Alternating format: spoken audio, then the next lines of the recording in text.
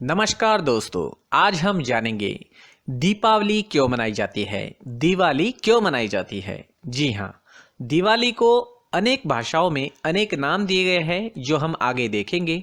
लेकिन ये दियों का त्योहार है। ये सबसे महत्वपूर्ण, सबसे ज़्यादा आनंद फैलाने वाला, खुशियाँ लाने वाला, छोटे बच्चों से लेकर बुजुर्गों तक सबको खुश करने वाला, सबके लिए बना बड़ा ही महत्वपूर्ण त्योहार है।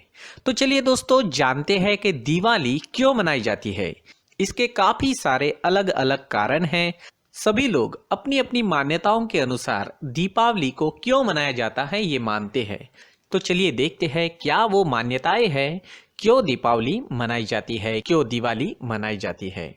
दोस्तों, प्राचीन ग्रंथ रामायण के अनुसार कई लोग ये मानते हैं दीपावली को 14 साल का वनवास पूरा करने के पश्चात भगवान राम और उनकी पत्नी सीता और उनके भाई जो लक्ष्मण है वो वापस लौटे थे वनवास के बाद, तो उसके रूप में मनाया जाता है। कहते हैं उस वक्त उनके नगरी में लोगों ने दियों से दिए जलाकर उनका स्वागत किया था और घरों की साफ सफाई भी की थी। अन्य प्राचीन हिंदू महाकाव्य जैसे महाभारत, उसके अनुसार कुछ लोग दीपावली को 12 वर्षों के वनवास व 1 वर्ष के अज्ञातवास खत्म करने के बाद पांडवों ने जो वापसी की थी उसके प्रतीक के रूप में मानते हैं। जी हाँ, पांडवों को 12 वर्षों का वनवास था और 1 वर्ष का अज्ञातवास था, वो पूरा करने के बाद वो लौटे थे, तो उसके प्रतीक के रूप में भी दीपावली को मनाया जाता है। दोस्तों, कई लोग दीपावली को भगवान विष्णु की पत्नी माता लक्ष्मी, धन समृद्धि लाने वाली देवी माँ लक्ष्मी से जुड़ा हुआ मानते हैं। दीपावली का ये जो 5 दिवसीय त्योहार है वो देवताओं और राक्षसों द्वारा दूध के लौकिक सागर के मंथन से पैदा हुई लक्ष्मी के जन्म दिवस से शुरू होता है। दोस्तों, दीपावली की रात वो दिन है जब लक्ष्मी ने अपने पति के रूप में विष्णु को चुना और फिर उनसे शादी की। दोस्तों, माँ लक्ष्मी के साथ साथ दीपावली को भगवान गणेश, माँ सरस्वती और धन के देवता कुबेर को प्रसाद अर्पित किया जाता है।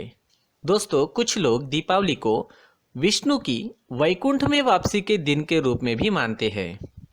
मान्यता है कि इस दिन लक्ष्मी प्रसन्न रहती है और जो लोग उस दिन उनकी पूजा करते हैं वे आगे के वर्ष के दौरान मानसिक शारीरिक दुखों से दूर सुखी रहते हैं। जी हाँ दोस्तों, भारत के पूर्वी क्षेत्र उड़ीसा में और पश्चिम बंगाल में हिंदू लोग लक्ष्मी की जगह काली की पूजा भी करते हैं। जी हाँ, और इस त्योहार को काली पूजा कहते हैं। मथुरा और उत्तर मध्य भारत के क्षेत्रों में इसे भगवान कृष्ण से जुड़ा हुआ मानते हैं। अन्य क्षेत्रों में गोवर्धन पूजा की दावत में कृष्ण के लिए 56 या 108 विभिन्न व्यंजनों का भोग लगाया जाता है और सांझे रूप से स्थानीय समुदाय द्वारा मनाया जाता है। भारत के कुछ पश्चिम और उत्तरी भागों में दीपावली का त्योहार एक नए हिंदू वर्ष की शुरुआत का प्रतीक भी है। दोस्तों, दीप जलाने की प्रथा के पीछे अलग अलग कारण या अलग अलग कहानियां दिखाई देती है। जैसे कुछ लोग मानते हैं दिवाली के दिन अयोध्या के राजा राम लंका के अत्याचारी राजा रावण का वध करके अयोध्या लौटे थे। उनके लौटने की खुशी में आज भी लोग यह पर्व मनाते हैं। कुछ और लोगों के अनुसार भगवान श्री कृष्ण ने अत्याचारी राजा नरकासुर का वध किया था। इस नृशंस राक्षस के वध से जनता में अपार हर्ष फैल गया और प्रसन्नता से भरे लोगों ने घी के दिए जलाए। एक पौराणिक कथा के अनुसार विष्णु ने नरसिंह रूप धारण कर हिरण्यकश्यप का वध किया था तथा इसी दिन समुद्र मंथन के पश्चात लक्ष्मी व धन्वंतरी प्रकट हुए थे। तो दोस्तों, इस तरह अलग अलग कारणों से जुड़ा है ये दीपावली त्योहार, ये दिवाली त्योहार, और इसके कई कारण हैं और इसके कई नज़रिए हैं। चाहे नज़रिया कुछ भी हो, दियों का ये त्योहार खुशियाँ ही लाता है, हमारे जीवन में खुशियाँ, सुख और समृद्धि लेकर आता है। दोस्तों, दीपावली शब्द की उत्पत्ति जो हुई है वो संस्कृत के 2 शब्दों से हुई है। एक है दीप और दूसरा है आवली। दीप अर्थात दिया व आवली अर्थात लाइन या कहे श्रृंखला या हम कह सकते हैं कतार, मतलब दीपों की कतार, दीप आवली। दीपावली का शब्द इन शब्दों के मिश्रण से बनता है। दीपावली में, घरों के द्वारों में, मंदिरों में लाखों प्रकाशकों को प्रज्वलित किया जाता है। दीपावली, जिसे दिवाली भी कहते हैं, उसे अन्य भाषाओं में अलग अलग नामों से पुकारा जाता है। जैसे उड़िया में दीपावली, बंगाली में दीपावली, असमी, कन्नड़, मलयालम, तमिल और तेलुगु में दीपावली, गुजराती, हिंदी, मराठी, कोंकणी और पंजाबी में कहते हैं दिवाली, सिंधी में कहते हैं दियारी और नेपाली भाषा में इसे तिहारी कहा जाता है और मारवाड़ी भाषा में इसे दियाड़ी कहते हैं। तो दोस्तों, इस तरह अलग अलग भाषाओं में इस दिए के त्योहार को अलग अलग नाम दिए गए हैं। तो दोस्तों, इस तरह मनाया जाता है दियों का ये त्योहार। पूरी वीडियो देखने के लिए धन्यवाद।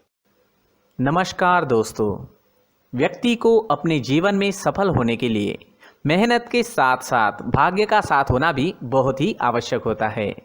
अगर व्यक्ति का भाग्य उसका साथ देता है तो कम मेहनत में ही अधिक सफलता प्राप्त होती है। परंतु कई बार ऐसा देखा गया है कि व्यक्ति के जीवन में कई ऐसी घटनाएं घटित होती है जिसकी वजह से उसको बहुत सारी परेशानियों का सामना करना पड़ता है। दरअसल आपके घर में ही कुछ ऐसी चीजें होती है जो हमारे भाग्य को प्रभावित करती है, हमारे जीवन को प्रभावित करती है, और उन चीज़ों के आसपास होते हुए भी हमें वो चीज़ें नज़र नहीं आती। वह चीज़ें हमारे चारों तरफ एक अजीब सा घेरा बनाकर रखती है, परंतु हम उसको नहीं देख पाते, जिसकी वजह से हमें भारी नुकसान उठाना पड़ता है। हम पूरी तरह से कंगाल हो सकते हैं। दोस्तों, काफ़ी लोगों को इस तरह की आदत होती है, कहीं से भी बाहर से आते हैं, कहीं भी जूते चप्पल फेंक देते हैं, कहीं पर भी उतार देते हैं।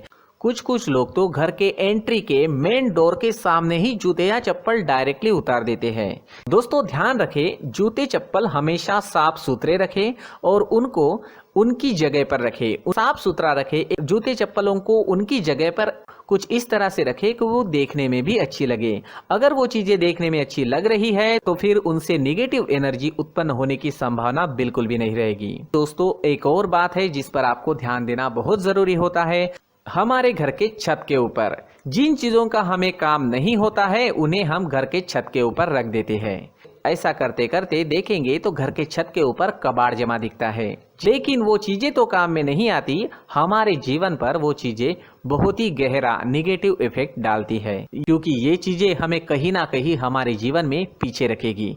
इस वजह से घर के छत को पूरी तरह से साफ सुथरा रखें, क्लीन रखें। साथ ही दोस्तों, हम हमेशा देखते हैं घर के ऊपर जाने के लिए जो सीढ़ियां हैं, उन सीढ़ियों के नीचे जो जगह होती है वहां पर सामान हमेशा रख दिया जाता है। अगर हम सीढ़ियों के नीचे सामान रखते हैं तो हमारी उन्नति होना बहुत ही मुश्किल है।